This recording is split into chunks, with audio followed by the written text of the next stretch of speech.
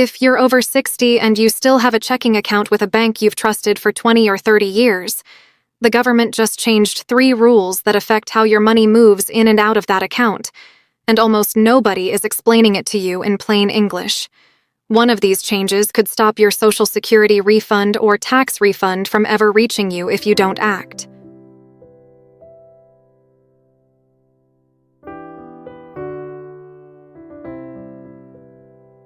Another one clears up a scary rumor that's been terrifying seniors online for months, and the real answer is not what you think. And the third one could quietly cost you money the very first time you get paid through an app like Venmo, PayPal, or Zelle if your bank information isn't set up correctly. Stay with me for the next few minutes because by the end of this video you will know exactly what changed, why it changed, and the simple steps you can take this week to make sure none of it catches you off guard. Every year, the Internal Revenue Service and the U.S. Treasury Department make dozens of small adjustments to how money moves between the government, banks, and everyday Americans. Most of these changes are buried in press releases, fact sheets, and technical bulletins that nobody outside of an accounting office ever reads. But every so often, a handful of these changes land directly on retirees and seniors, the very people who are least likely to hear about them from a financial advisor, and most likely to depend on things working exactly the way they always have. That is exactly what happened over the past several months, and today we are going to walk through it together, slowly, clearly, and honestly, so you know what is actually true, what is exaggerated, and what you need to do about it. Let's start with the biggest one because it affects how you receive money from the government at all. For decades, if you filed a tax return or received a federal benefit, you had the option of getting a paper check in the mail. You'd see that familiar envelope from the Department of the Treasury, open it up, and take it to your bank. That system is now being phased out.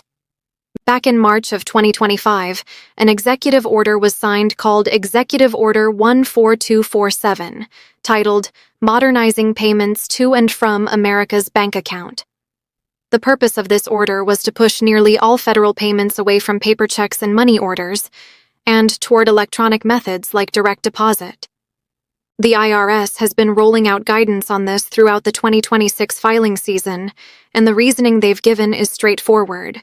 Paper checks are far more likely to be lost, stolen, delayed, or intercepted through mail theft than an electronic deposit straight into your bank account. Treasury officials have pointed out that checks are disproportionately targeted by criminals precisely because they sit in mailboxes for hours or days before anyone picks them up, and older Americans have historically been a common target for exactly this kind of theft. Now here is the part that matters most for you. As of this transition, the IRS is actively encouraging, and in many cases now requiring, that refunds and other federal payments go out through direct deposit rather than a mailed check. If you have not given the IRS your current, correct bank account and routing number, you could see delays in your refund, or in some cases, government benefit payments that used to show up automatically may need updated banking information on file before they can be sent. This is not something happening in the distant future. It's happening right now during this filing season, and the IRS itself has said that for the time being, checks and money orders will still technically be accepted while the system transitions. But that window is closing. If you've moved recently, switched banks, closed an old account, or if your children helped you set up a new checking account and never told the IRS about it, this is the moment to fix that. The fix is simple. When you file your return, whether you do it yourself through a tax preparer or through a free program like AARP Foundation Tax Aid, make sure the direct deposit section has your current account number and your bank's correct routing number, not an old account from a bank you closed 5 years ago. You can also update your direct deposit information directly through the IRS if you have an online IRS individual account set up, and if you don't have one yet, this is a very good time to create one, because it also lets you check on refund status and see notices without waiting on hold for hours. Now let's talk about the second rule because this is the one causing the most confusion and honestly the most unnecessary fear among seniors right now. You may have seen headlines online, on Facebook, or forwarded from a well-meaning friend or family member saying something like, The IRS is now tracking every bank transfer over $600, or, starting this year, if you send more than $600 through Venmo or Zelle, the IRS will be watching. This rumor has been circulating for a long time, and it plays on a real fear, which is the idea that everyday transfers between family members, like a grandmother sending money to a grandchild for a birthday, or splitting a dinner bill with a friend, are suddenly going to be treated like taxable income and reported to the government. Here is the truth, and I want to say this clearly because it matters. That $600 rule that so many people are afraid of has actually been rolled back, not tightened. Under a piece of legislation often referred to as the One Big Beautiful Bill Act, the reporting threshold for what's called a 1099-K form, which is the tax form that payment platforms like PayPal, Venmo, and eBay use to report certain transactions to the IRS, was raised significantly up to $2,000, and that threshold is now set to adjust upward with inflation every year going forward. In plain terms, this means fewer people will receive these forms, not more, and casual personal transactions like paying back a friend or sending a birthday gift to a grandchild were never the kind of transaction this form was meant to capture in the first place. The confusion largely stems from an older proposed rule that never fully took effect the way people feared, combined with a lot of alarmist content online designed to generate clicks and fear rather than to actually inform you.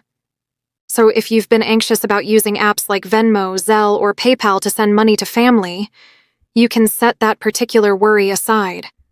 The rule that scared so many people did not become the nightmare version that spread online, and if anything, the current law is more forgiving than what came before it. That said, there is a real, related change buried inside this same area of the tax code, and this is the third rule, the one that is easiest to overlook because it sounds technical, but it can actually cost you real money if you're not paying attention. It has to do with something called backup withholding, and it applies specifically to money that flows through third-party payment platforms, meaning apps and services that are connected to your checking account, like PayPal, Venmo, Cash App, or similar services, especially if you use any of them to receive payments for selling items, doing freelance work, renting out a room, or running any kind of small side business, even a very small one, like selling crafts, tutoring, or doing occasional consulting. The IRS has been working on updated regulations regarding when these platforms are required to withhold a percentage of your payments automatically and send that money directly to the IRS before it ever reaches your checking account. This is called backup withholding, and it typically gets triggered when the payment platform doesn't have accurate taxpayer identification information on file for you, meaning your correct name and social security number or tax ID number as it appears on IRS records. If there's a mismatch, even something as simple as your name being entered slightly differently than it appears on your social security card, the platform may be required to start withholding a portion of your payments, sometimes as much as 24%, and send it straight to the government rather than depositing the full amount into your account. For a senior who supplements a fixed income with occasional online sales or small freelance jobs, this can be a real and unwelcome surprise, showing up as a smaller deposit than expected with very little explanation from the app itself. The fix here is something you can do in about 10 minutes, and it is well worth doing even if you don't think this applies to you, because so many seniors have small side income streams they don't think of as a business. Things like selling items on Facebook Marketplace, doing alterations, giving music lessons, or renting out a spare room occasionally.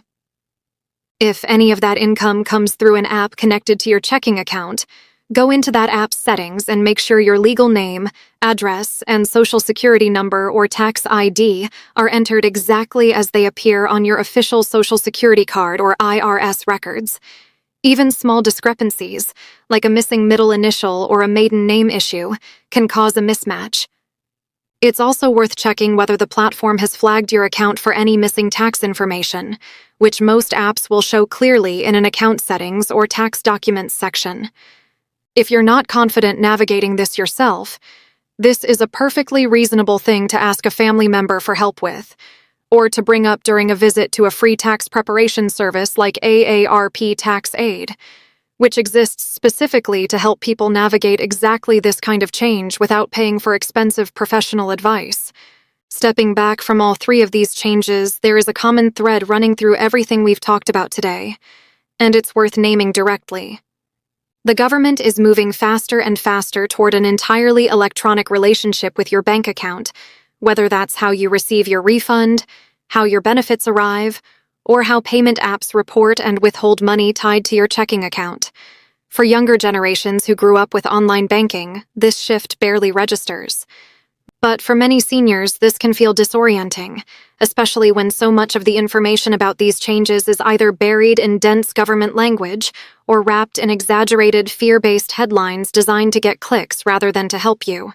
My goal with this video and with this channel is to cut through both of those problems.